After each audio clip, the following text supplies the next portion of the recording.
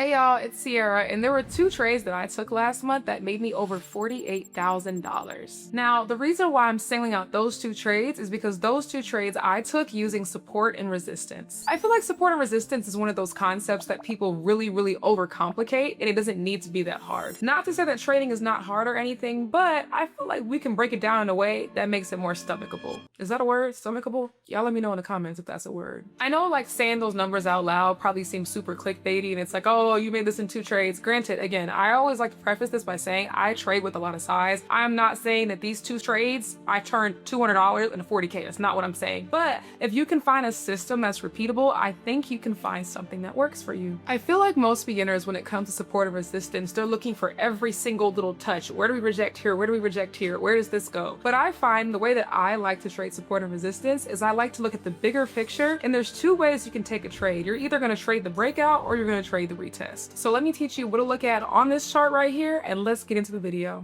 Okay, so one thing I feel like a lot of people skip when it comes to support and resistance is that they will try to draw lines at every single level. First and foremost, y'all, you're going to be looking for the tops and the bottoms of ranges that are bouncing up and down. An important thing to note is that support can exist without resistance, and resistance can exist without support. Banks are not seeing lines, they're seeing these levels. So what exactly is support and resistance? Okay, so think of it this way, right? This is the analogy that I love to use. Think of support and resistance as if you were standing inside of a house, okay? Support is going to be the floor. So every time you see that price comes down, right, and it rejects off of a lower level, that's going to be your support level, right? Versus like if you were standing in a house and you were to put your hands up against the ceiling, your hands would be met with resistance. So that's going to look something a little bit like this right here, right? Price keeps coming up, it keeps rejecting off a top level. That's going to be your resistance, right? So support, the floor, holds your body up, price bounces off of it. So when you think about support, price comes down. If we're thinking about it in the mind of options trading or futures trading, price comes down, it bounces off. We would take calls or enter into buys, right? Or we trade the breakout. Versus resistance, right? Hands up, hands hit the ceiling. Let's say price comes up. We would then, off the rejection of that, we would take puts or enter into sells. That's the thought process. So with support and resistance, a support level is going to be when price continually bounces off a bottom or a lower level, and a resistance level is going to be when price consistently rejects off of a top or a resistance level, right? Floor is at the bottom, ceiling is at the top. That's it. So the framework to properly execute support and resistance before we get over the boring stuff and get onto actual charts is that there's 4 steps that I look for every single time when I trade this setup. Number 1, is price bouncing or rejecting, right? So if it's bouncing, right, that means that price comes down, and again, it's continually bouncing off that lower level right there. That means that we are looking for something that's going to be a support level, right? Versus if it's coming up and it continues rejecting off of a top area, we're going to be looking for a resistance area. Okay, so that's the first thing, identifying, do we have support or do we have resistance on a chart, right? Number 2 is going to be mark your area or your level of rejection where price reacted, not just where it touched. So where are we seeing these drops happen at? Me personally, on TradingView, I like to take a little rectangle and put it around the tops like this, which I will show you guys. It looks a little crazy right here, but we'll mark up some charts together, and then I would love if you guys could follow along and maybe do it yourself. And then from there, you're going to wait for either the retest of the level or the breakout. Patience is the strategy, and don't chase. After this, we would execute our entry, whether it's aggressive, conservative, you're waiting for a candle close, whatever your parameters are for entry, that's what you would then do. I'm going to show you guys.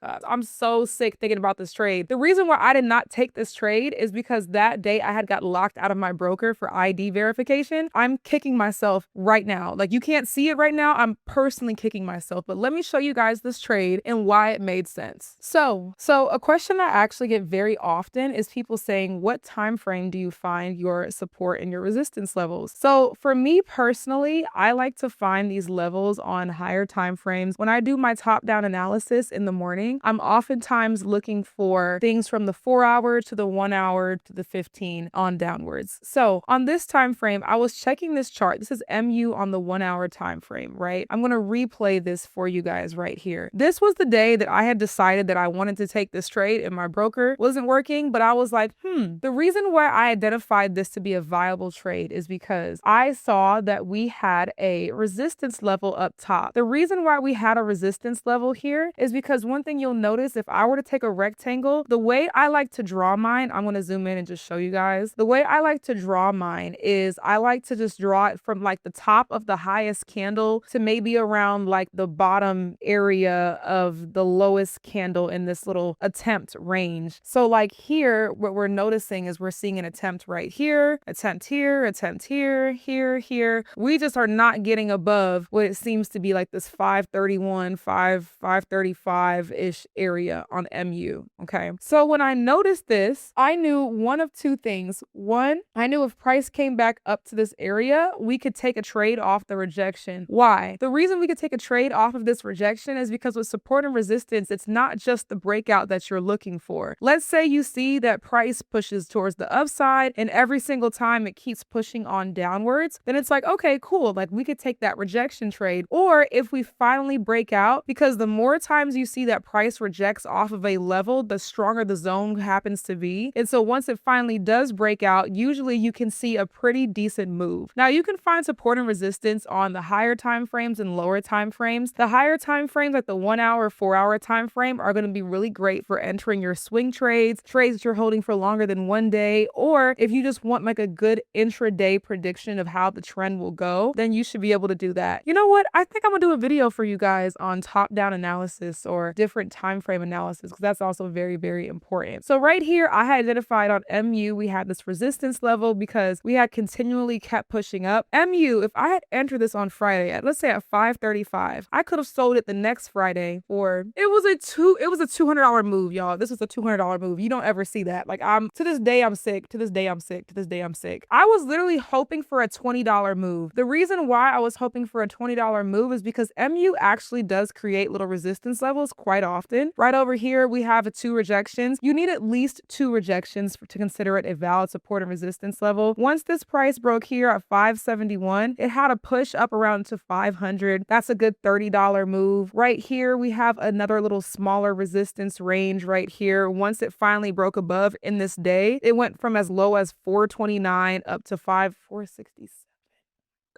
Like this stock, every single time it seems to break some sort of level, it has a decent move. And so I was like, okay, yeah, like we could take this. No, I missed out. But that is an example of support and resistance in real time. Let me show you guys another chart. Here's another example of a resistance area on Amazon. Do we all see right here how it seems like Amazon has been making multiple attempts to breach this like 214 area? Here we made an attempt, here, and here. So one thing I'm seeing on this chart is I'm like, okay, it seems like every time we try to come up to this area, we have a rejection. We rejected here.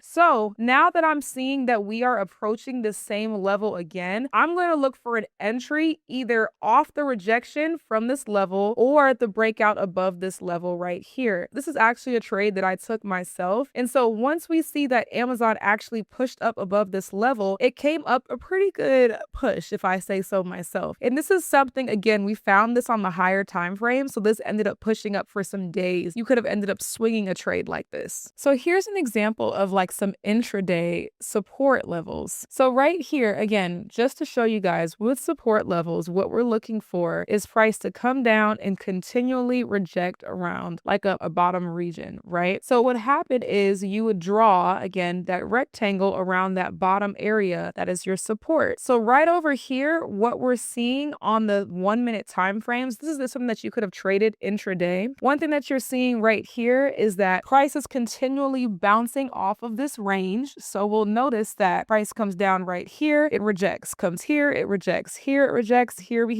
have a rejection, here we have a rejection. So two ways we can look to take trades. Let's say we saw that price came back down here. We could look to take a trade off the rejection, assuming that volume and momentum permitted, or we could wait until price finally breaks below and we could enter right here off of that breakout, right? Now, knowing when to exit, that's an entirely different concept, but as long as the trade still, or the chart still supports you being in a trade, then that's fine. So this right here would actually be another example of support. We're going to take our rectangular tool and we're going to draw it below the bottom of this range right here. Now I have the follow through actually shown up on the chart because I want to point something out to you guys. So one thing we'll notice here is that we rejected here, here, and then here we made our fourth attempt. And this is where we finally broke through. So once we broke through from the bottom of this range right here at 173.7, we made a $3 move on downwards, and we actually ended up opening the next day at 167. So that's a $6 move you could have caught if you had swung this trade into the next day. The basis that I want you guys to understand with support and resistance is that you're looking for at least 1-2 rejections. So like, let's say price, just kind of does its thing and every now and then makes its time back up to this range right here. You need at least 2 times to see price have rejected for you to at least mark it up on your level. What that would look like if it was just, twice is, let's say right here it came down and then it did whatever and it came down again. It could do whatever, but you're still valid to be able to mark it down here as, in this case, it would be a support level. The second thing that I want to leave you guys with to understand is there's not just one way to take a trade. You could take it towards the upside or the downside. Taking it towards the upside, what that looks like is, if we're talking about this example right here with our resistance level, if we break out, next time we come up here, we break out, that's our trade. But if we come up here and we reject towards the downside, then that's our trade, right? If we're talking about this support level that we have over here, you'll notice that when price comes towards the downside, if we reject towards the upside, that's our trade. Or if we break out, that's our trade. It doesn't need to be this 1,000-step strategy for you to understand it. I hope this made a little bit of sense to you guys and you guys are able to have an understanding of what support and resistance actually is. If you're somebody who's interested in more in-depth content, I would definitely suggest joining my Discord. I live trade every day. We have pre-market analysis, post-market recaps, we have study groups, we have a full library, we have mini mentorship groups, and more. And also, we're having our first in-person conference. CrystalCon 2026 will be coming up in July and it's for members only. Information and details are in the Discord. Also, if you guys are here for my vlogging channel, I have moved all my lifestyle content and my vlogs over to the channel Sierra Aaliyah Vlog. So please check that out if you guys are interested in what I actually do on a day-to-day basis, because I feel like day trading is the best job you can have, especially as a girl, because what do you mean I'm done by 9:30? Like, I have the whole day to do whatever. So if y'all would love to see me come do whatever, please check out that channel. I will link that down in the description box below. But please do not beat yourself up about understanding support and resistance or even trading. You can actually learn this. Trading is a skill and skills can be taught. And I would love to be your teacher. If you guys like this video, please make sure you guys leave a like, comment, and subscribe. If you have any ideas on content you would love to see in the future or questions about trading, please put them down below or join the Discord and I'll probably get to you a little bit faster. I will see you guys in the next video. Bye y'all and have an amazing day.